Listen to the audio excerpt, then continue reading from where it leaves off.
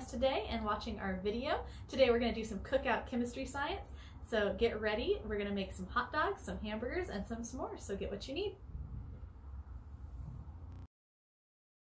So to start, we're going to actually start by making our patties.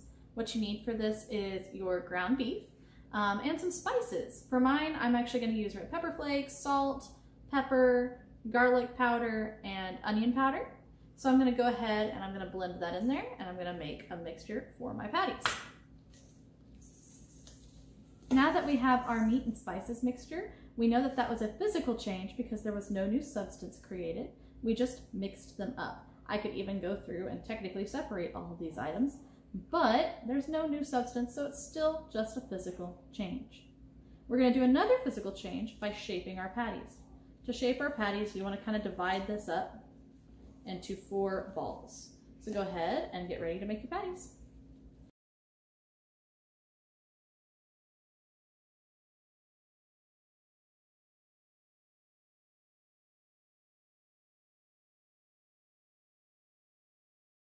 Now that we have our patties, we're about ready to cook. Go ahead and make sure that you kind of put a little bitty dent with your thumb into each patty to help them cook a little bit better. And let's go ahead and go to the grill.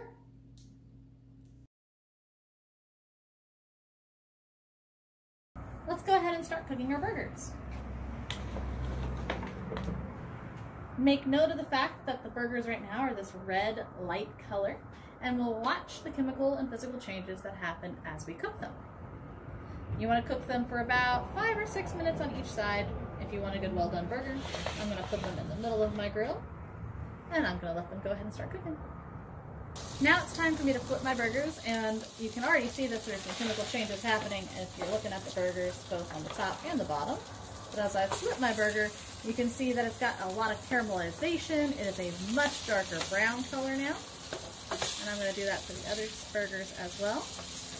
That dark colorization is obvious a chemical change has occurred. There's a new substance happening. Now what's happening is actually called the Maillard reaction. And the Maillard reaction is also known as the Browning reaction. This is a chemical reaction that's a reaction from the amino acids and the sugars reacting as it's heated up, creating new compounds within the meat. This causes color change, odor change, taste change, and again is sign of a new substance or chemical change. Make sure that we cook them for a good amount of time on both sides. I recommend about 5 to 6 minutes for a well done burger on both sides. And then we'll go back to our next step. While your burgers are cooking on their second side, go ahead and make sure that you get your buns. I went ahead and buttered mine, or put some butter underneath it. And we're going to go ahead and cook those as well. Get them nice and toasty. It won't take them as long, so make sure you keep a good eye on your buns as well, so that they don't burn. So as you can see, as we toast our bread, there is evidence of another chemical change. That again is the cooking of the bread. You can see the color changing on that bread, showing that it's not really the same anymore. I can't reverse it back. It is now toast, or toasted. Once it's nice and toasty, make sure you remove it so it doesn't get burned, and then we can continue to make our burgers. Once your buns are ready, and while you're waiting on your burgers, you want to make sure that you put any condiments, lettuce, tomatoes, pickles, anything like that that you want to put on your burger before you put the burger on. If you wait until after you put the burger, you're going to have to deconstruct it, and it's just going to mess up your pretty burger. So if you have anything you want to put on your buns, put them on now while you wait for the burgers to finish cooking.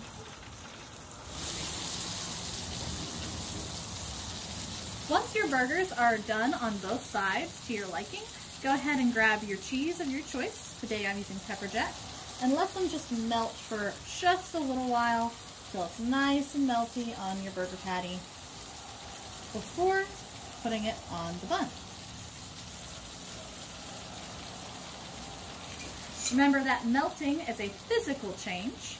Even though the cheese is changing to being a little bit more liquidy and it's melting in, it's still cheese. There's not a chemical change happening to the cheese at this point. We're just letting it melt a little bit on the burger before we move it over.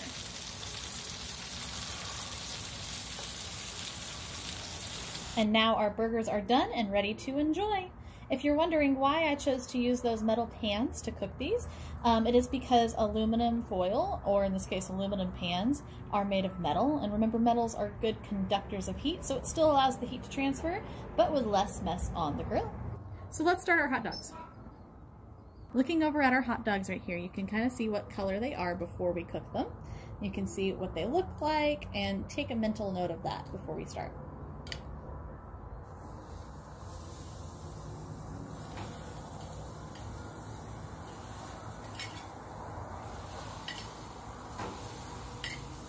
Remember, when you're working with fire, even on a grill or a cooking surface, always be careful.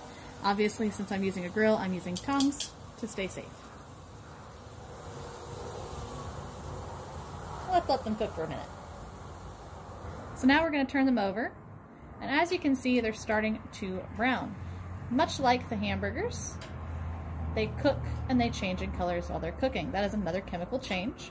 It is still actually called the Maillard reaction, because as they're cooking, we are getting a new substance. So as we watch them cook on this side, you can see that from the side they were on before, that there was a chemical change, and evidence of a chemical change was that color change, which is these grill marks left on the hot dogs. Remember, that was called the Maillard reaction, and the Maillard reaction is an example of a chemical change. Once your hot dogs are done, make sure you put them in your hot dog buns and you can enjoy.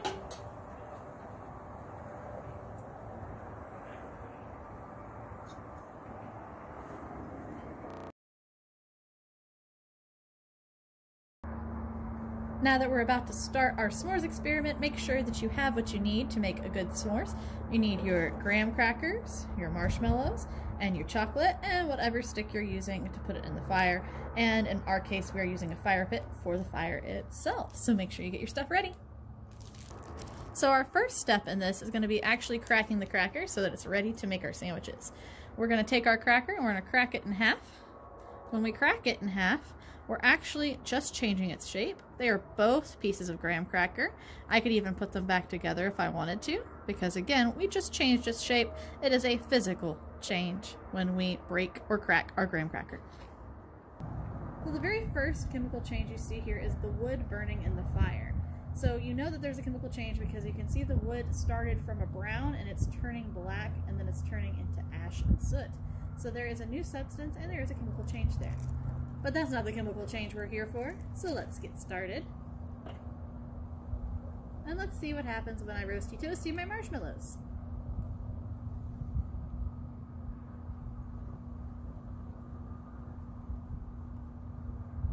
Now, in all fairness, I like my marshmallows super roasty toasty, so I'm going to get it really nice and in that fire so they can roast nice. You can already see them starting to change colors. So it went from that fluffy white marshmallow to this dark gray and black and brown colored marshmallows. I'm not done yet though, because I like mine super roasty toasty. But you can already see those chemical changes happening.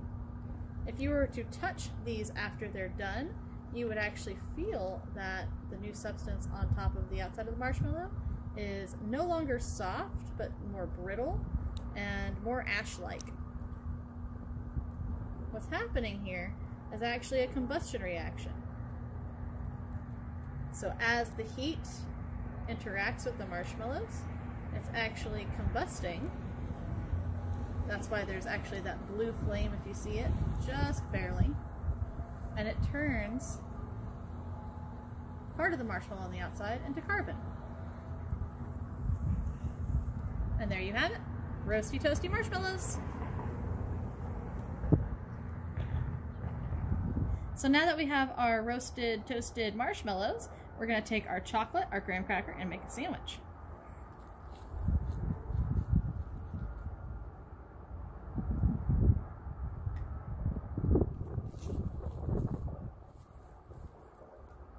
As the marshmallows go towards that chocolate, you're going to notice the chocolate's going to start to do what? It's going to start to melt because of the heat of those marshmallows.